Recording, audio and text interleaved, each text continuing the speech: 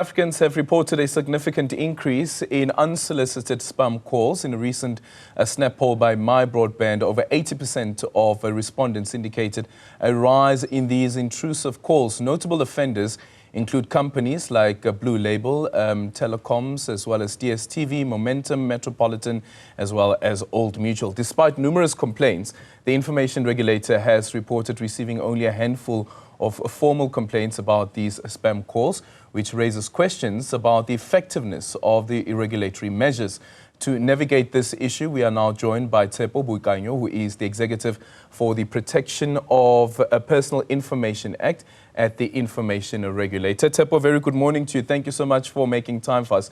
Do you know how many spam calls you received this morning since you woke up? No, Alden, I have not checked. Good morning to you. Let me start off by greeting you and your viewers. I have not checked today as to how many we've received, but I think you've said something that is very pertinent in your opening remark when you said that they're trickling in. There does not seem to be some appetite by data subject to lodge these complaints. We are receiving only a handful of these complaints. Yeah, receiving only a handful of these complaints doesn't necessarily mean that it's not happening. Does the Information Regulator have its own internal mechanisms to launch its own investigations around these without having to receive formal complaints? Well, indeed, as you would know from our Act or PO, we can initiate our own investigations when we pick up these complaints. We have provisions in our Act that empowers us to initiate these investigations, but only in instances where we pick these up. And as I said, the challenge is that these do not sometimes come to our attention. But I can also say to you that in instances where we've received these complaints, we've investigated these complaints, and you would find that sometime during the course of the investigations, data subjects are not willing to proceed with these because most of the data subjects seem to be of the view that when they approach the Information Regulator, they are going to get compensation for that. But our provisions do not allow for data subjects to get compensation. You will be aware, Aldrin, that recently we issued an enforcement notice against one of the responsible parties, RT REMS, relating to a contravention of relating to direct marketing. Oh, okay. From the own investigations that you have launched, the own ones that the Information Regulator have launched, how many companies have you found guilty? You see, that's exactly what I'm saying, Aldrin. When these complaints come to us, we investigate this, and sometime during the course of the investigation, we pick up that data subjects do not have the appetite to continue with these, and they would then say to us that they thought that the regulator, they would get compensation out of the process. Now, you would know that in terms of the powers that we have, which are circumscribed in POPIA, we can only issue an administrative notice if the data subject has not, if the responsible party rather has not complied with the enforcement notice that we would have issued. So does that mean none? No. As I said, Alden, the FT REMS one, there's a matter of the FT REMS where we issued an enforcement notice and we are waiting for compliance. I remember that when we issue an enforcement notice, there are certain conditions that we put, or there are certain requirements that the responsible party must fulfill. And only in instances where they do not conform to these, then do we go to the next stage, which is the infringement notice. And that is in the scheme of how this Act POPIA is written. You first afford the responsible party an opportunity to address some of the things that would be in the enforcement, that would be contained in the enforcement notice. In the enforcement notice, we would have our findings and we would have our recommendations. And only in instances where those are not adhered to would we go to the next stage, which is the infringement notice stage.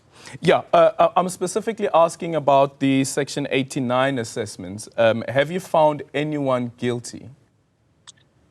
Yeah, no. Maybe let me just to correct you. We have not had any Section 89 relating to direct marketing. These have been investigations in terms of Section 76. As I've said, the matter of FT RAMs, this is where we found that there had been contraventions of POPIA. We have afforded them an opportunity of correcting that. So in essence, only after the expiry of the period that we have given to the responsible party would we then take action as the regulator. Okay, let me ask this then. Of all of the companies that have been accused of direct marketing, unsolicited at that, how many companies has the Information Regulator found guilty? You need to put the context to your question, Aldrin. Okay. Remember that the enforcement powers of the regulator only came into operation on the 1st of July, 2021. So we started only receiving complaints. Complaints started trickling in. But as I said, mostly you would have data subjects that do not have the appetite to go on with their complaints. I find that difficult also, Tshepo, that all of these complainants would not be willing to participate in investigation because of the belief that they would be paid, meaning that every single person that has launched a complaint against an individual company, the investigation couldn't continue because the individual wanted compensation. I find that difficult to believe. And that is not what I'm suggesting. Okay. I'm not for any single second suggesting that every one of the complainants wanted compensation. But I'm saying to you, with the enforcement powers coming into operation on the 1st of July, we've only had a handful of these complaints, and we have ring-fenced these complaints. And that's what I'm saying to you now is that those that we have ring-fenced, we want to proceed with some of these matters. But in a whole lot of instances, you would find that it is a once-off, and where somebody was phoned once and the complainant says, well, but all I was interested in is for the responsible party to stop it. The responsible party has stopped, and I'm no longer interested in proceeding with this matter. Now, if a complainant says they're no longer getting the calls and they're not interested in proceeding with the matter, as a regulator, we cannot take it any further than that. But to the extent that the complainant wants to proceed with this matter, we have an obligation, we are enjoined with the responsibility of proceeding with these matters. Yeah, and that's the reason why when I started off the conversation, I asked you about whether the Information Regulator has its own powers where it's able to initiate an investigation without a complainant, meaning that it can carry on with the investigation without a complainant being there. And you said that those powers do exist. Maybe let me just correct you. An own initiative investigation does not necessarily mean that we continue without a complainant. Remember that you still need evidence of the complainant in order to proceed with the complaint. Mm-hmm. Now, without a complainant, it would be very difficult for you to prove any allegations that would be contained. So the own initiative investigation does not necessarily mean that we are proceeding without a complainant. But what I was merely highlighting is the fact that where we pick up, for instance, if we pick up in the media that responsible parties contravene the provisions of POPIA, then we'll proceed with that complaint. But we have to proceed with the complainant because we need the evidence of the complainant in order to prove the allegations against the responsible party. Yeah. So we're currently running a poll, Tshepo, and we're asking our viewers about these spam calls. And one of the options that we have there is whether the regulator is failing, and it has the highest in terms of the respondents at 37% that the Information Regulator is failing. From your end, do you think that the Information Regulator has done well to actually get companies to stop with these spam calls, even though we're receiving them every morning? You see, the issue is, Aldrin, is the information being reported? Are these contraventions being reported to the Information Regulator? And I would want to challenge those that are saying that the information has been reported to the Information Regulator and the Information Regulator has not done anything about these matters to then come forward. Because we have an obligation, when these are reported, we have an obligation to ensure that we process this in accordance with what POPIA provides for, and we take it all the way, just like we did with in the matter of FTRMs that I've spoken about. But what we have done is we have picked up in the last few months, there have been these complaints that have been coming in.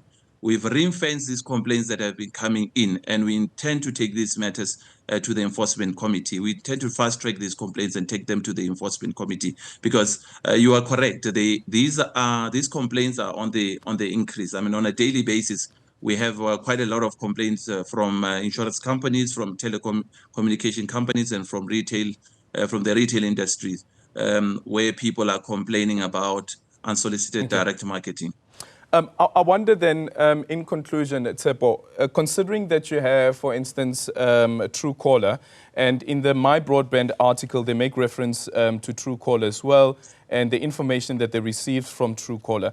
Can't you use what Truecaller has on the database as evidence around the direct marketing that has come from whether it is telemarketers and sometimes the companies that have employed them, to say that this is the evidence that we have received from Truecaller as per the database, and from what we have picked up here, that these are unsolicited calls that you are making to individuals?